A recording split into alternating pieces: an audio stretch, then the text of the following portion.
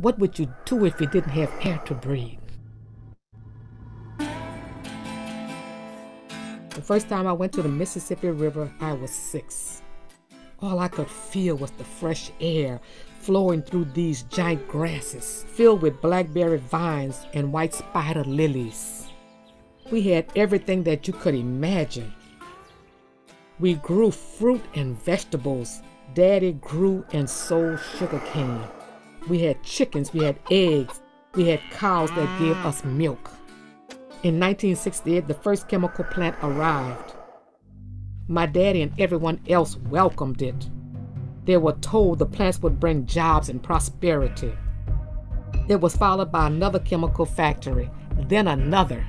They began arriving in a steady stream. As the years went on, I began to notice that my neighbors and members of my community were getting sick and dying of cancer, and the air smelled like chlorine. I started to connect these dots. The plants had been poisoning us for years, and there was little sign of that economic promise. Our home came to be known throughout the country as Cancer Alley. And in 2018, I realized that this was about to get worse. What would I do if I didn't have air to breathe? I was looking for signs. Should I leave or stay and fight? I cried and I prayed. I asked God, should I give up the land and the home you gave me? He said no. I asked, what do you want me to do? He said, I want you to fight. I called my neighbors to a meeting at my house. We are going to fight Formosa Plastics until we don't have a single breath left. We organized our neighbors, telling them about the chemicals Formosa would emit. We marched for a whole day from New Orleans to Baton Rouge. We walked, we danced, we lit candles to pay respect to the people who died of cancer. And we drew national attention to our cause. Local and federal politicians joined our fight, building pressure to halt the construction. We will keep Formosa from coming. The strength of our community, that turned out to be the breath that keeps us alive. We'll keep going, and one day we will have clean air to breathe again.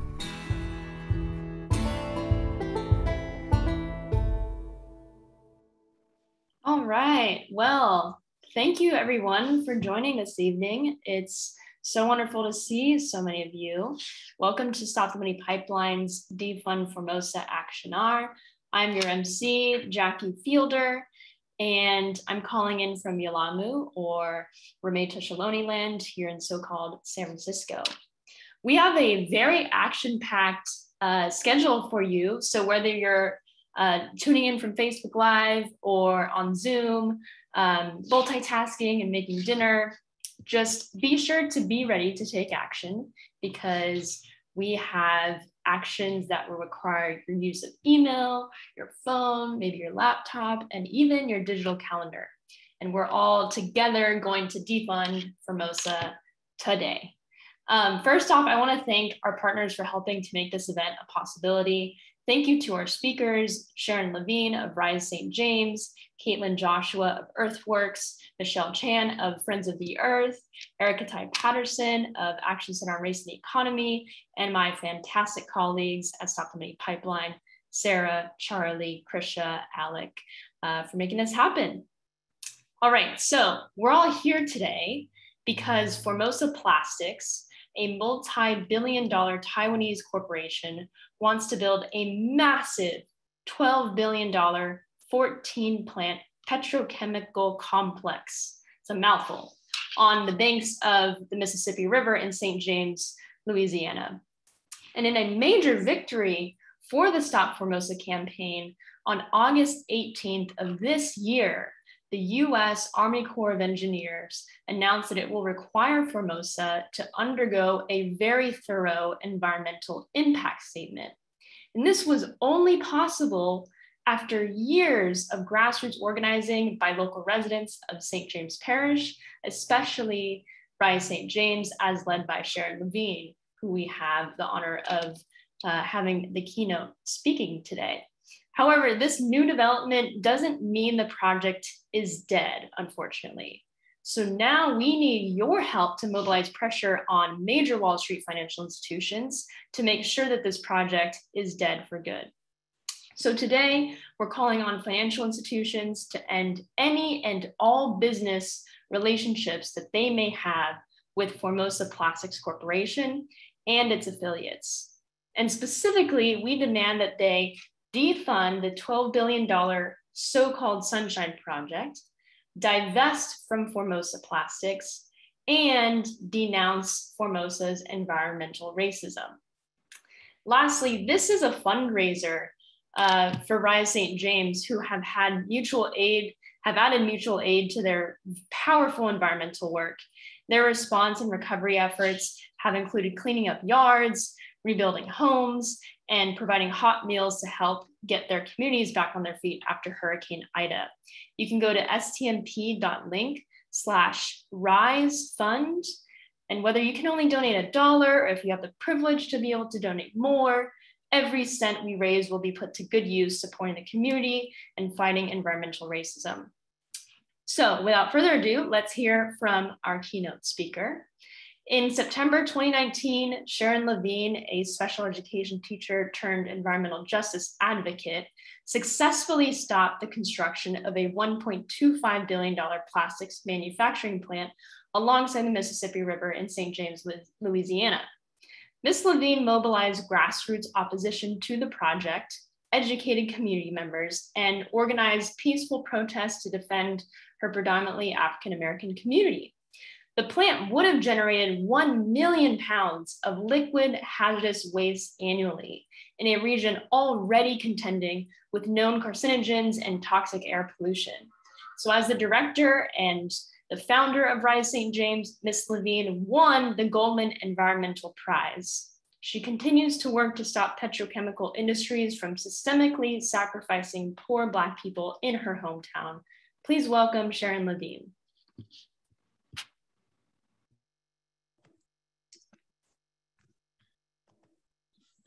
Good afternoon, everyone. It's an honor to be here with you this afternoon. First, I want to start off by letting you all know that I live in St. James, Louisiana. I lived here all my life.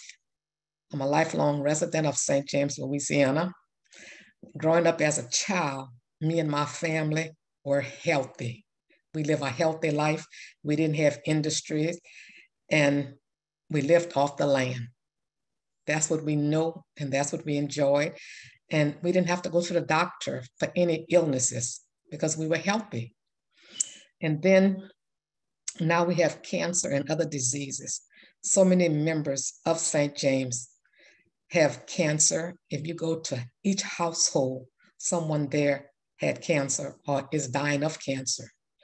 We have other sicknesses also, like asthma. We didn't associate the industry with our illnesses until a few years ago, when I became ill of autoimmune hepatitis in 2016. That's when I started to do my research to find out why all of a sudden I was getting sick, not knowing that it was industry until after I did my research. And I found out that it came from industrial pollutants. I have friends now who might pass near the industry and they wind up sick with sore throats. My vice president right now, she's always sick with sore throat, and it comes from industry. The industry, that first industry that came into St. James, I was about 13 or 14. That industry is the one that has the sulfur, a big pile of sulfur. If you go on the internet, you can see that sulfur. It's a big pile. If you pass by there, you will get a nose full. You will sniff that odor. And they also throw the filth, the waste on the side of the highway in a ditch. We have pictures of that also. We sent those pictures to EPA and we didn't get any response. And we sent other pictures of other industries in St. James to let them see what we're going through. We didn't get any response. We have all those pictures in a folder. EPA did not respond to us. And in the spring of 2018, I received the devastating news about the announcement of Formosa Plastics wanting to be built 2 miles from my home. This facility would consist of 14 separate plants, emitting over 15 tons of toxic pollution per day. Only 1 mile from St. Louis Academy and only 1 mile from Mount Calvary Baptist Church. In October of 2018, as I read my Bible, I came across this verse, Ephesians chapter 6, verse 12. For we wrestle not against flesh and blood, but against principalities, against powers, against the rulers of the darkness of the world, against spiritual wickedness in high places. Formosa is the one that's wicked. Formosa is in high places, but Formosa will not succeed because Rise St. James and our allies will fight Formosa to the end. We will not allow them to destroy what we have left because this is our home. In October of 2018, we formed Rise St. James in my den with about almost 10 people. As of now, 2 of those members have passed away. Our mission statement stated, Rise St. James is a faith-based grassroots community organization focusing on halting the industrial bailout that is crowding us out of our neighborhoods with toxic emissions and massive petrochemical plants in favor of a sustainable economy that builds up our community rather than tear it down. We don't want to have to be the one to have to move. Formosa and other industries came into our community. They found us there. They lied to the people, to our public officials, telling them that they would be good neighbors. They were so good until they're poisoning us, making us sick, and we are dying. So do you call that good neighbors? Our governors in the past approved these industries. Some of them are dead anyway because they approved these industries. They don't think about the livelihood of the people that's there. All they think about is the profit that they will get from the industries. We have public preachers in St. James who take funds from the industries. Whenever they have their pastor's anniversary, I was told they would send letters inviting industry to their anniversaries, knowing that they would get cash or a check or whatever. And that's why I think a lot of them don't help Rise St. James fight the industry, because they can't. Once you take something from them, you can't speak up against them. Rise St. James is not taking a penny from anyone. You cannot buy us because we are faith-based. We came from God. God gave us this organization, and we're going to fight any industry that tries to come in here to poison our children and poison us. So we can't be bought. And I want to give you a little history about this facility. This facility has a bad track record. They have a bad track record in Texas, Louisiana, Illinois, and Delaware. And in Vietnam, a steel plant owned by Formosa devastated a 125-mile coastline off the coast of Vietnam. There was a $50 million settlement in Texas for violation. They are considered a serial offender. Did our governor, John Bel Edward, do his research? Did our local officials, our parish council members, did they do their research on this facility? If they did, they still approved it. Thanks to Rise St. James and our allies, the Army Corps of Engineers has suspended Formosa's permit pending a full EIS, Environmental Impact Statement. If my grandchildren grow up in St. James and want to live here, they won't be able to live, especially if Formosa come. They will not be able to breathe the air or drink the water. The water is dirty, the air is dirty. We can't plant our gardens anymore like we used to when I was a little girl. We can't do that anymore. My grandchildren can't go outside in the yards and play and swing and play football, play basketball for a long period of time without coming back in the house with rashes. We had a life that was beyond explanation. We had everything back then when I was a little girl. Why can't my grandchildren have that same life? Why should my grandchildren have to pack up and leave after they finish college? Because they can't get a job in St. James because industry came here, they took over St. James, it took over everything in our area. We can't drive on top of the levee anymore. They took our levee. If we go up on the levee, they tell us, they'll call the police for us and say we are trespassing. When I was a little girl, we did all of those things. We can't do that anymore because of industry. My grandchildren and everybody's grandchildren deserve a better life, the life that I had when I was a little girl. They have the right to clean air. They have the right to clean water. Our state laws are not protecting us. They're not protecting our children. I don't know what they are doing. Do they think about profit more than they think about our lives? Do they want profit over our lives? I think they do. They're rather wealth than for us to live and to protect us from all of this devastating industries. Just like I said, we have 12 in my neighborhood and we have 9 on the East Bank.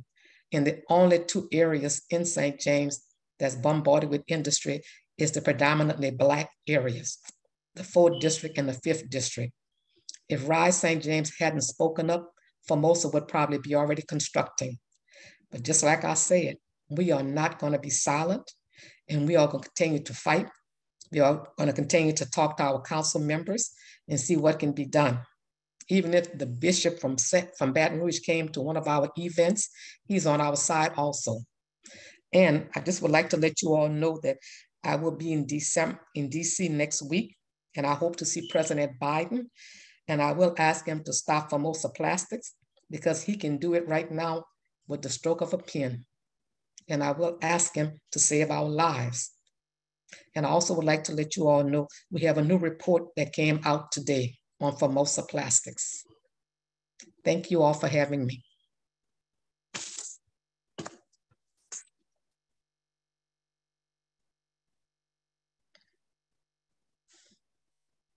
Thank you, Sharon.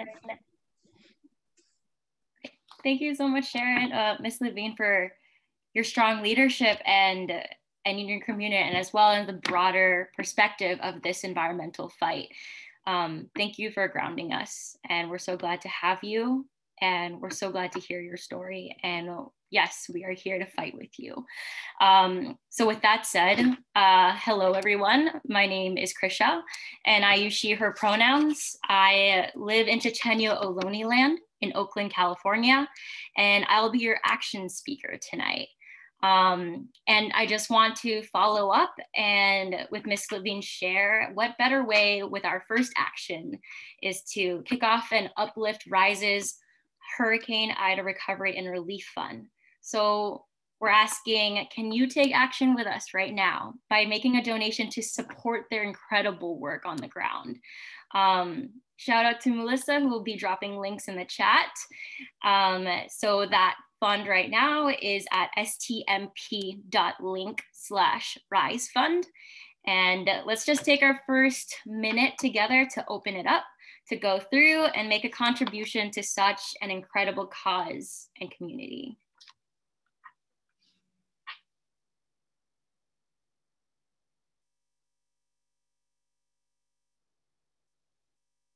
Yeah, and I just want to add that from coming from California, it's hard to hear about these stories when you're in a different place. But if you're in a different part of the world right now, last month, Hurricane Ida quickly developed into a deadly Category 4 that made landfall on the southernmost port of Louisiana, just 100 miles from St. James Parish. It would become the second most destructive hurricane in the state on record, behind only Hurricane Katrina in 2005. And Black residents in Louisiana have been hit hard by Hurricane Ida and have been fighting for environmental justice there for decades, as we've heard from Ms. Levine. And Hurricane Ida made their task even harder. Left to deal with destroyed homes, Ms. Levine's home included, with no electricity or no clean water, communities in the region struggled with even more polluted air and water than usual. When a hurricane is about to hit their area, petrochemical facilities have the right, as part of emergency procedures, to emit unprocessed chemicals and gases through flaring or burning them up in the air. So in response to Hurricane Ida, Rise St. James added mutual aid to their powerful environmental work. Their recovery efforts have included cleaning up yards, rebuilding homes, and providing hot meals to help get their communities back on their feet. So if you haven't yet, I'd love to just encourage y'all to just open up this fundraiser. I see that we already have $300 raised. Let's keep this going. We're gonna have this fundraiser open all night. Our 500 raised, amazing, thank you all. Whether you can only donate $2 or $10, or if you have the privilege to be able to donate 1,000, every cent we raise together tonight will be put to good use. Like if you're not able to be there on the front lines and provide mutual aid in person, this is a great way to directly support Rise's recovery efforts as they rebuild their communities and continue fighting against environmental racism.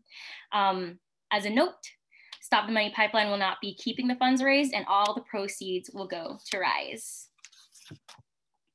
Amazing, thank you all. We'll take a few more minutes before moving on, but I'm seeing that we're already at almost 800. And if you are simply not in a place to make a donation today, that's totally okay. Please share this link to this link to the fundraiser with folks who might be able to help, because every bit counts. We are so close to reaching our goal tonight, y'all. Thank you so much. And yeah, so we'll keep that up online. And let's move on to our next actions for a just recovery. Thanks, Sarah, for moving the slides. So these two actions will apply to people, communities, organizations of Louisiana. But if you know people in Louisiana, please pass these two petitions along to them. Entergy is a $22 billion company earning over $1 billion in profit each year. Rather than taking responsibility for their failure to invest in infrastructure improvements, Entergy is already asking for approval from the City Council to charge residents higher rates to cover storm costs. And the City Council already approved a 10 to 25% rate increase over the summer. So if you're in Louisiana, please sign on to both of these petitions in demanding that the New Orleans City Council use their power to regulate, seek transparency, and hold all state utilities accountable to the public and ratepayers. And as many parishes are still without power, let's demand that the 5 Louisiana Public Service Commission members use their authority to hold Entergy accountable for their broken promises, and have Entergy, not the community, cover the cost to achieve quality, consistent, and affordable gas and electricity. So go ahead and open those links in the chat if you haven't yet, and we'll take a few moments to let people in Louisiana sign, and feel free to drop in the chat box when you're done.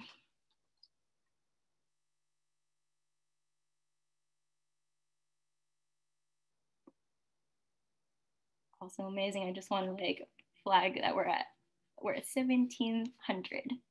So thank you all. How exciting. Can we push it to 3,000 tonight? And again, if you know someone in Louisiana, please pass these two petitions along to them. Take a moment to let them know what's going on in their state. Have those one-on-one conversations. Open the door, because that's at the core of our organizing and in building this movement and in this fight. Building those relationships in solidarity for a just recovery. Thank you, Robert.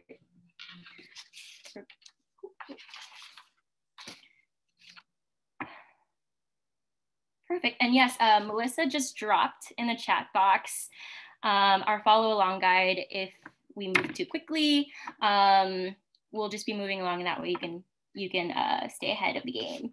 And thank you everyone for taking action together. I see that we're at 2,000 on the fundraiser now. I will pass it back to Jackie, who will introduce us to our next speaker. Awesome, thank you everyone. It's so exciting seeing the numbers tick up. Thank you, Krisha. We're at 2,500. I believe we can get to 3,000 quite soon. But in the meantime, let's get to our next speaker. Caitlin Joshua joined Earthworks in 2021 as the Gulf Coast campaigner, where she works to stop the build out of petrochemical, oil, and gas infrastructure in Louisiana. Caitlin has about 5 years of organizing experience, working closely with faith leaders in Southeast Louisiana on various issues from raising wages, equal pay for women, to voting rights for undeserved and marginalized populations. Caitlin was born and raised in Baton Rouge and continues to reside there with her husband, Landon Joshua, and their young daughter, Lauren. Please welcome Caitlin Joshua. Hey, y'all. Thanks so much for having me tonight. Super excited to be a part of this amazing project and presentation. And so I'm going to harp in on the history of environmental racism in the state of Louisiana, more specifically South Louisiana, as I've been a resident of Gonzales, Louisiana, one of the river parishes, Ascension Parish, for the last 3 years. Been in Louisiana my whole life, much like Sharon. And so this is home for us.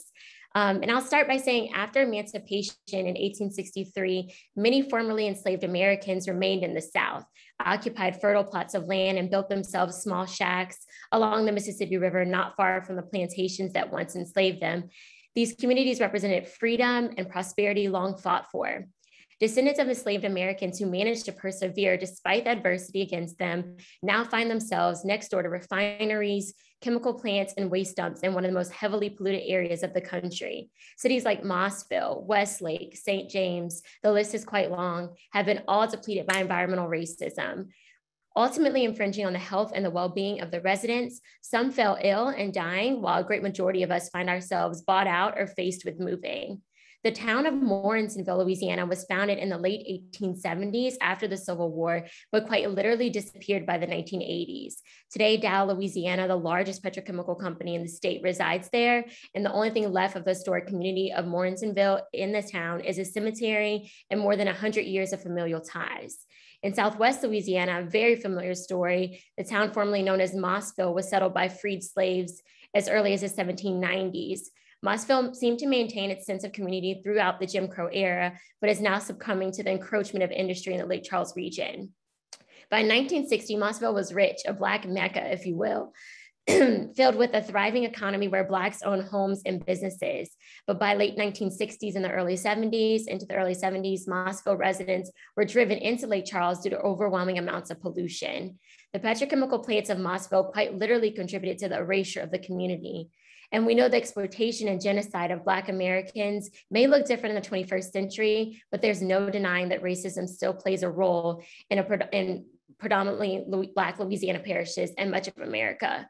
The tone of anti-Blackness is echoed throughout the Gulf Coast. In St. James Parish, there are over 12 petrochemical plants in a 10-mile radius, which is unheard of, but not around here. One of the most recent fights that you guys have talked about tonight is Taiwan's Formosa Plastics Sunshine Project. The Sunshine Project is situated in what was once dubbed Plantation Country, now Cancer Alley, and would be built on 18th century slave burial site. Formosa plans to build a massive ethane cracker complex, which would emit ethylene oxide, a toxic chemical that causes cancers like non-Hodgkin's lymphoma, leukemia, and breast cancer. Cancer Alley is an area that now houses nearly 150 oil refineries and growing, plastics, and chemical facilities. This form of environmental racism possesses serious and disproportionate threats to the enjoyment of several human rights of its largely African-American residents, including the right to equality and non-discrimination, the right to life, the right to health, right to adequate standard of living, and our cultural rights. Fast forward, due to the hard work of folks like Rise at St. James, allied organizations within the Stop Formosa Coalition, we finally have a ray of hope, right? As Jackie mentioned earlier, the Formosa Plastics Sunshine Project has been ordered a full review and environmental impact study that could take years under the U.S. Army Corps of Engineers. Talk about the blueprint for defeating environmental racism in Louisiana, a win to say the least, because we know in this case, a delay is of course a win and a major defeat. But as we sit here on this call tonight, we know that stopping the potential financiers from funding the project is also a major part of the work. Upon receiving the amazing news from Army Corps of Engineers about the EIS review mid-August, just 2 weeks later, we were faced in Southeast Louisiana with Hurricane Ida, and much of our properties were damaged. As we have invested our resources, our time, money into industry that leads us to nothing but devastation and disparity, it's time that Louisiana stop leaving their people vulnerable to such storms as climate change continues to get worse year in year. So what are we going to do to rectify the devastation, move us into a place of healing and a restoration? The Gulf South for a Green New Deal is also part of that solution. The goal of the Green New Deal is to reduce greenhouse gas emissions in order to avoid worse consequences like Hurricane Ida of climate change, while also trying to fix societal problems like economic inequality and racial injustice. The world is headed for more intense heat waves, wildfires, droughts, hurricanes, but the supporters of the Green New Deal also believe that change cannot be a technological feat. It must also tackle poverty, income inequality, and of course, racial discrimination. We are so close, and we are so in the moment, in this powerful moment right now in Louisiana, where we understand the importance of putting pressure on our elected officials about deals like the Green New Deal by way of Build Back Better. We must take part in actions like the ones we're on tonight against potential financiers like Bank of America, Wells Fargo, Chase, and more to target the Formosa Sunshine Project, utilizing tools like the Formosa Report, which is released today actually, to amplify our voices is just one of the many ways that we can plug in. We must pull out all the stops to seize the continued petrochemical build out, the environmental racism, and reimagine a world of alternatives that give us all a better quality of life. Thank you all for having me tonight.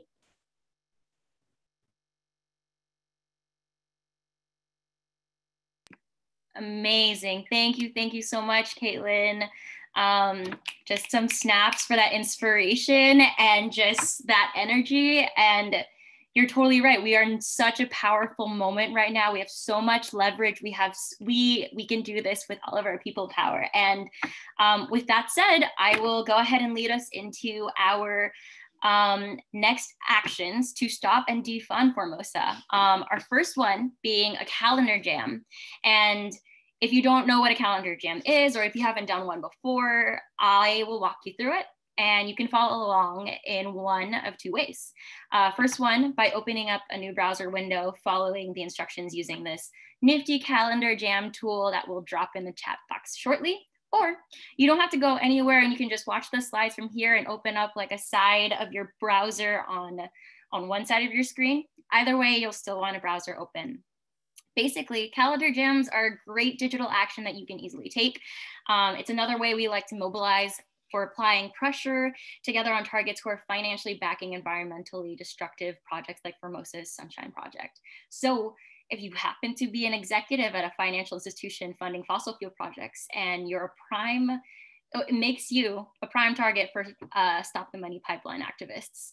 All we need is your business email address to disrupt your day-to-day 9 to 5 fossil fuel funding workflow by jamming up your calendar with invites reminding you to defund, divest, and denounce Formosa Plastics. So let's get started and go through these steps together. Next slide, please. First, we're going to open up our calendar apps like Gmail or Outlook. And we're going to be sending calendar invites to CEOs and executives at the banks funding Formosa Plastics petrochemical complex, as well as the Stop the Money Pipeline info at email address so that we can track our impact. And then I'll just give y'all a couple seconds to open that up.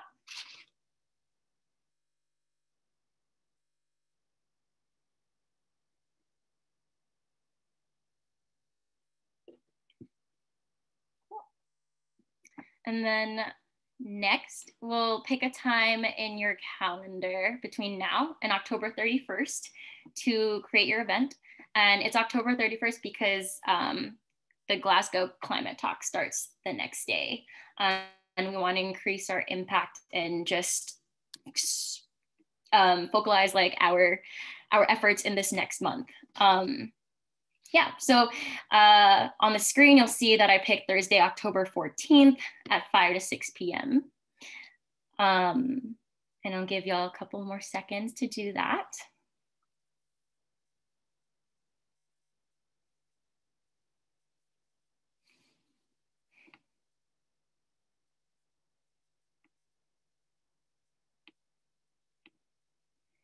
Okay, and next slide, please. So Next, you'll want to title your meeting with something like divest from Formosa plastics, or denounce Formosa's environmental racism, or end any and all business relationships with Formosa Plastics and affiliates, kill the Formosa Plastics, Sunshine Project, or something similar. Thank you for Melissa for dropping some sample event titles.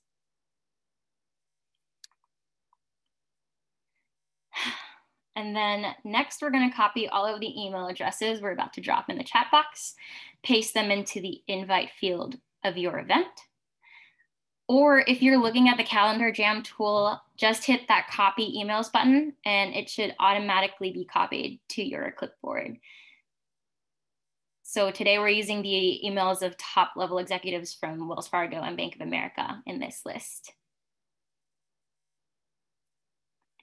Give everyone a couple seconds. Oh yeah, maybe a little bit more.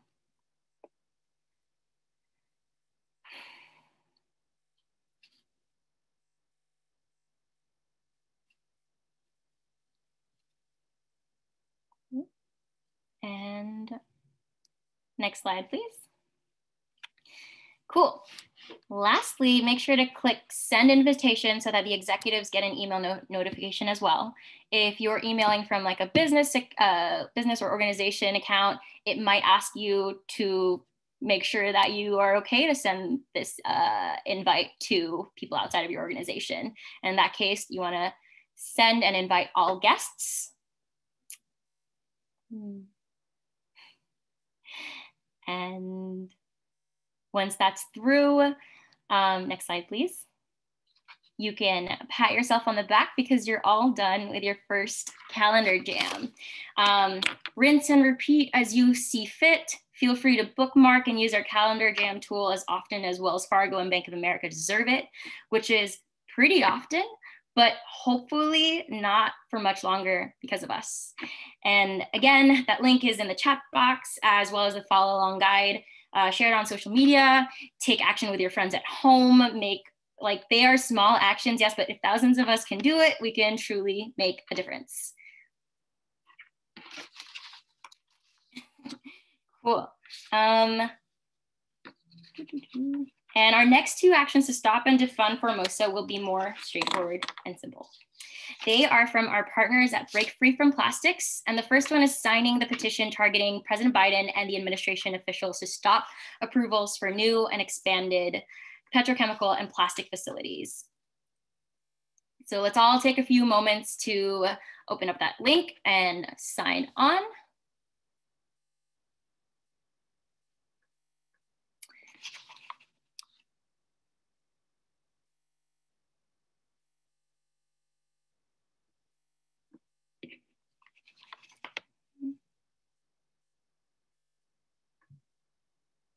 Yes, I believe that the recording will be available on Facebook after this.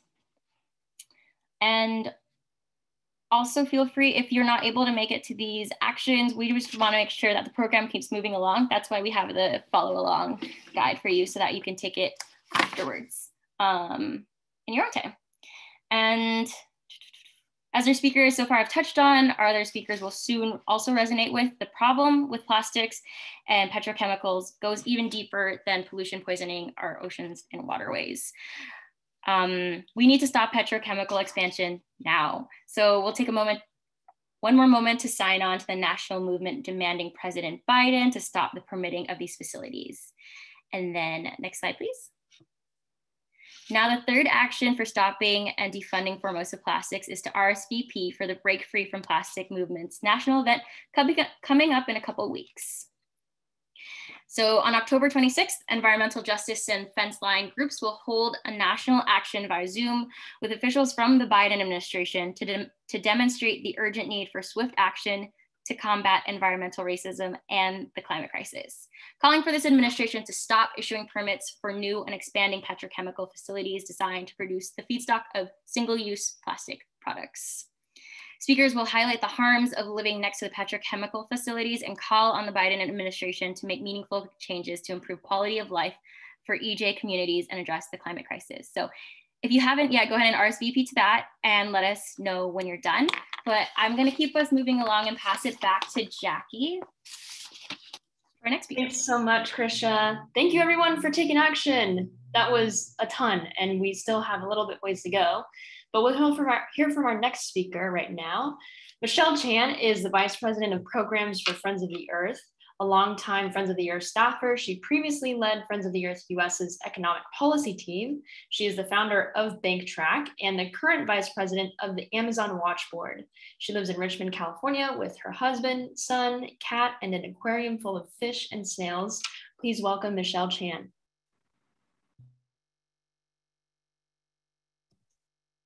Thank you so much. It is so wonderful to be with everyone today.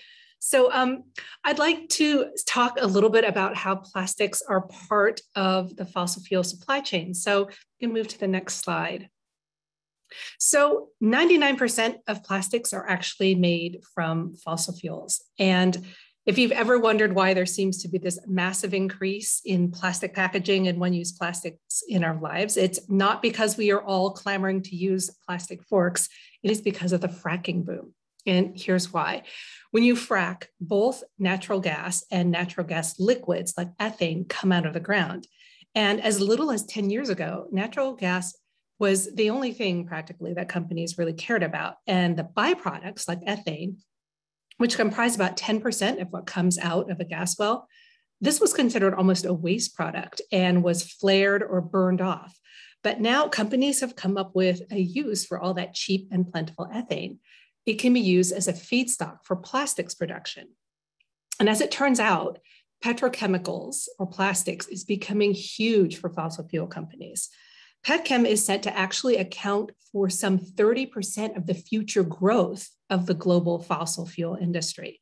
And it makes sense when you think about it, right? When you have states like California, for example, banning the sale of gasoline-powered cars by 2035, the writing is on the wall for these fossil fuel companies. And they know that they have to turn to something else to keep drilling. And that something is petrochemicals or plastics. So let's move to the next slide, please. So here's how it works. Fossil fuel extraction creates byproducts, I mentioned, such as ethane. And then petrochemical plants can transform that ethane into little pellets of polyethylene, which can then be used to make stuff like plastics. So as I mentioned, we are in the middle of a petrochemicals boom. In as little as 5 years, the global capacity to produce new plastics could jump up by about 1/3, which would then lock us into fossil fuel extraction for decades. And this would give a completely whole new lease on life for the fossil fuel companies. And as we know, this could be devastating for the health of communities like Sharon's. Now, the good news is that together we can stop this petrochemicals boom, starting with the proposed Sunshine Project. Next slide. So we don't know exactly how Formosa is going to pay for this plant, but we do know it's going to be super expensive.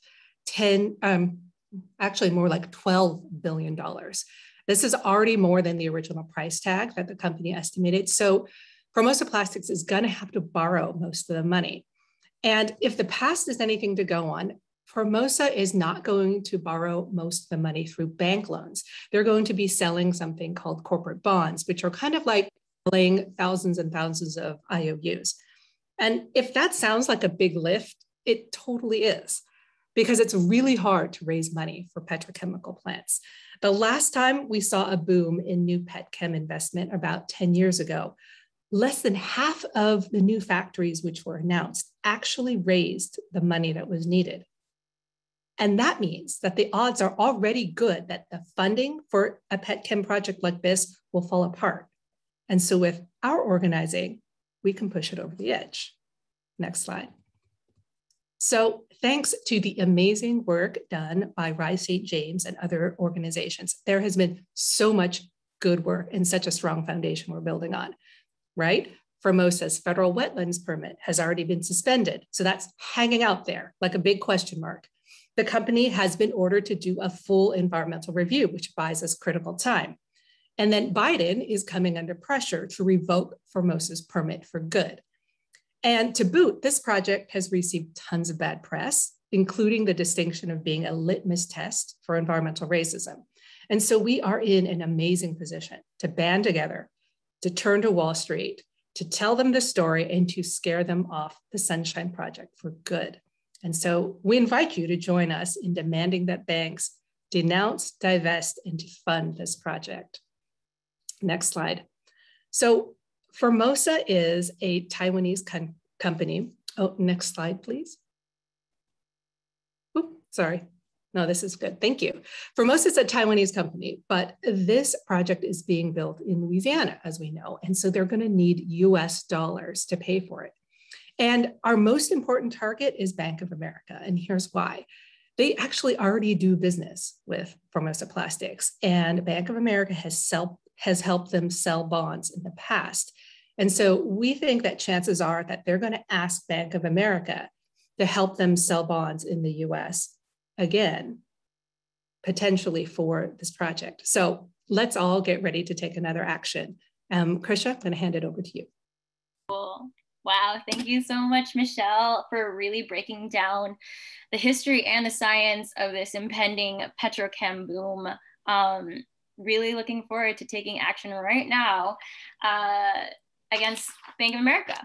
So what a great moment. We're gonna start first. I'm just gonna zip through this because y'all are doing really great. And we're gonna go ahead and we're gonna go ahead and drop a link to an important and pointed petition to sign on to, and that's to tell Bank of America to stop Formosa Plastics petrochemicals plant in Cancer Alley. And yeah, the last thing we need right now is a massive factory pumping out new plastics for single-use packaging and other products. So while, if you're following along in the follow along guide, go ahead and open that up and do that really quickly. And then next slide, please. And we're gonna escalate a little bit more. So for our next action, we're gonna get Bank of America executives to start getting a lot of emails from us right now. So I'm gonna give us maybe 30 seconds while we go ahead and open up our email app, compose a message, use any of these sample subject lines to defund, divest, and denounce Formosa, and then copy and paste the recipient emails into the recipient field. And in the body message, you can keep it empty. It's totally optional. And yeah, so you can use sorry. You can use any of these subject lines. Thank you so much, Melissa. Cool. And since those are already in the chat, we will move along a little further because this one's gonna be a fun one that I'll slow us down for. So we've already sent invitations to Mr. Moynihan, the CEO of Bank of America, and we are continuing to email him. But lucky for him, he's gonna get a little extra encouragement from us while we all call and leave a message in his voicemail box. So I'm gonna go on mute and we'll all just take a minute to mass call Mr. Moynihan's office at 646-855-5555. And let us know in the chat when you're done just by saying done.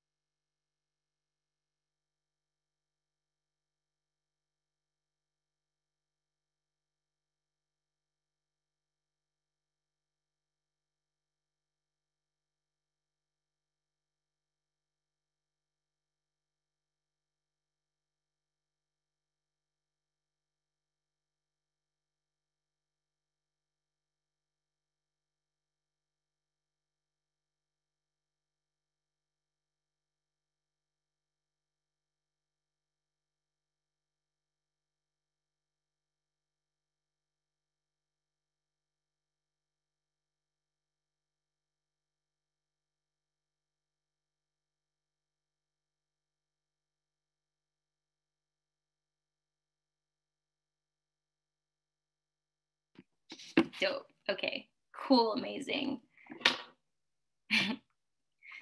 Perfect. He's gonna grab all of these voicemails tomorrow. Thank y'all for doing those really quick actions with me. I'm I'm gonna go ahead and pass the spotlight back to Jackie. Thank you, Krisha. Thanks everyone for calling him. I'm sure he's going to be so excited to hear from all of you amazing folks. We're going to move on to our next speaker. Erica Ty Patterson is the campaign director for climate and environmental justice at the Action Center on Race and the Economy, and brings nearly a decade of experience leading campaigns for climate, economic, and racial justice. She's also a steering committee member for Stop the Money Pipeline. Prior to joining ACRE, she was the deputy director for Jobs to Move America, where she led a coalition of industrial unions and community groups to winning the first community benefits agreement and union agreement in the US with an electric bus company. And in her free time, she enjoys trolling Wall Street bank CEOs, which we just did, getting lost in nature, and talking books with her Women of Color centered book club called Sister Insider, in homage to Audre Lorde. Please welcome Erica Ty Patterson. Thank you. Thank you for the kind intro, Jackie. And wow, just so unsettling hearing about how calculated that plastics boom was, Michelle. Anyway, it is truly an honor to share the mic today with Ms. Sharon, Caitlin, and Michelle, and of course, our fearless MC, Jackie, and our action coordinator, Krisha. Thanks everyone for joining us today and for joining the fight to stop Formosa Plastics. I'm calling in from occupied Tongva land in so-called Los Angeles. And I just want to dive right back into where Michelle left off as far as the role that a financial institution like Bank of America could play in funding the Formosa Plastics Project. So taking one step back, I think that it's so important for us to see how a bank funding a project like this is really part of a larger pattern for the finance sector disrupting and controlling our access to basic rights like housing, education, water, clean air, all while profiting off of crises in our communities, especially BIPOC communities. And, should be no surprise that the finance sector has been preying upon Black, Brown, and Indigenous communities and propping up other industries that harm Black, Brown, and Indigenous communities for generations. Just to name a few examples, banks like JP Morgan Chase, Wells Fargo, and Bank of America target majority BIPOC communities with predatory municipal debt while also financing private prisons and immigration detention centers. They also donate millions of dollars to police foundations every year so that police departments can privately raise money to buy more weapons, equipment, and surveillance technology to terrorize BIPOC communities. So again, it's not surprising that Bank of America or a Wells Fargo or Chase would be so ready to fund a racist project like the Formosa Plastics pet chem plant. Next slide. So on this slide, you can see that Bank of America is not only very likely to fund the Formosa Plastics project, but they've already dumped $198 billion into the fossil fuel industry just between 2016 to 2020. This makes them the fourth worst bank when it comes to financing this industry, just behind their friends, JP Morgan Chase, Citibank, and Wells Fargo. And what's more, these top four worst offending banks are all headquartered in the United States. So financing the Formosa Plastics project would be totally aligned with what these banks have already been doing. Their business as usual is funding fossil fuels, climate destruction, and pollution in Black, Brown, and Indigenous communities across the globe. Quick plug though, if you haven't already read it, I highly recommend checking out an amazing and infuriating report called Banking on Climate Chaos from our friends at Rainforest Action Network. That's where this chart comes from. And the report goes into a lot more detail about the top 60 banks around the world that are funding fossil fuels. Next slide. So even though we just saw how much money these banks are pouring into fossil fuels, many of the same banks on that last slide actually released net zero emission commitments over the past year. And you might have seen some of the very glossy advertising campaigns that they launched to make it appear as though they care about taking real action on climate. But the reality is these banks' net zero commitments are extremely weak, half-baked, or just plain vague. Their commitments really rely on sketchy accounting tricks like carbon offsets that don't actually reduce greenhouse gas emissions. And meanwhile, banks like Chase that released so-called carbon intensity commitments, they're still committed to funding fossil fuel projects that abuse indigenous rights, like the Line 3 Enbridge pipeline. And their plans make it very clear that they'll continue supporting expansion of the industry for another decade. And in contrast to these very whack net zero commitments, the International Energy Agency, which has not been a strong advocate for climate action, they declared in a report this year that there's just no need for investment in new fossil fuel infrastructure for us to get on a net zero pathway. So it's very clear that these banks' so-called climate commitments are just a very stunning example of greenwashing at its finest, which is why we need to organize and let them know that we see right through their tricks, and we need to organize to get them to defund, divest, and denounce the Formosa Plastics Project. Next slide. So the good news is many frontline leaders before us have figured out some pretty effective strategies to halting or stopping these projects altogether. On this slide, you'll see that there's generally 3 pillars that keep a fossil fuel project afloat, and that's insurance, permits, and money. And as Michelle noted, Rise St. James and other frontline leaders in the Gulf have already done such a phenomenal job on the permit side with the huge EIS win last month. And now it's time to turn our attention to the potential funders of this horrible project. We need to make this a very toxic investment for them. And we can do that by painting this project as a risk for the potential financiers and continuing to show that there's a lot of opposition against this project. So if we knock out 2 of these pillars, there's a very good chance we can kill this project once and for all. Next slide. So let's get ready to take some action on Wells Fargo, which is another bank that is very likely to fund the Formosa Plastics Project if we don't do something, just considering all of the horrible things in their portfolio. And let's get one step closer to knocking out another pillar propping up this project. Thank you all so much for listening and throwing down for this fight. I will pass it back over to you, Krisha, to lead us through the next action. Amazing. Yes. Thank you so much, Erica. I'm loving that energy. I'm just like, if we just get this one pillar down, we're going to knock it all over. So perfect. Actually, we only have one action left for tonight, and it's an email action. Thank you. And so we're going to email our Wells Fargo executives. Yes, if you still have your email app open, go ahead and copy and paste these recipient emails. You can use a different sample subject if you like in the line. And yeah, pretty much wraps up our actions for tonight after that. If you weren't able to do an action tonight, or if we sped through it, I'm so sorry. We have the follow along guide, which we'll send out later on along with a recording. And then that way you can do the actions yourself or with a few friends or your housemates or your family.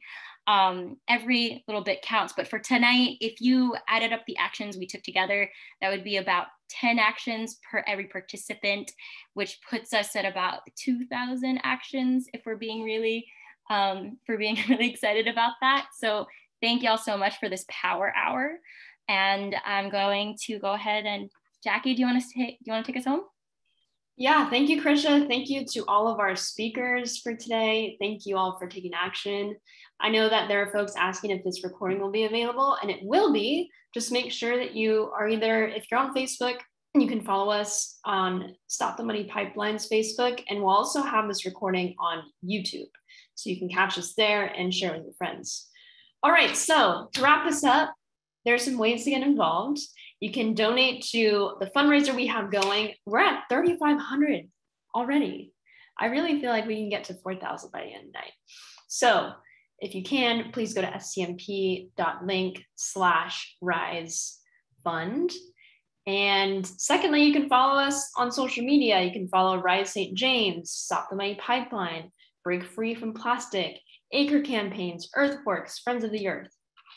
And also on Fridays, we'll be having No Formosa Fridays on social media. So be sure to follow all of our accounts to make sure that you're participating. And of course, you can share the Formosa cartoon video that we shared from the top of the webinar, and that's also available on YouTube. And it's called The Story of Plastic, and you can just put that in the search, as well as Rise St. James. Next slide, please. Lastly, we have some upcoming actions this month. So next week, there's a massive week of action on DC. It's called People versus Fossil Fuels. And basically, we're pushing the Biden administration to take a side. It's either people or fossil fuels. Folks will be conducting civil disobedience, but even if you're not able to make it, you can still share out with your friends, with your networks, and just give attention to the cause. And this is all so that President Biden knows that he has to commit to stop new fossil fuel projects and declare a climate emergency ahead of the UN climate talks in November. And then we have on October 26th, a Break Free from Plastic actions against extraction, which we mentioned previously. And this is a national action on Zoom with officials from the Biden administration to demonstrate the urgent need for swift action to combat environmental racism and the climate crisis. And so we're calling on him to stop issuing permits for new and expanding petrochemical facilities designed to produce the feedstock of single-use plastic products. So finally, we have the Fossil Free Future mass mobilization on JP Morgan Chase, as well as other targets. And this is a youth-led global day of action. You can go to fossilfreefuture.earth to participate. Stop the Money Pipeline is also throwing down for it. In any case, thank you all so much for participating and for coming to educate ourselves about how to defund Formosa. We will see you in the streets.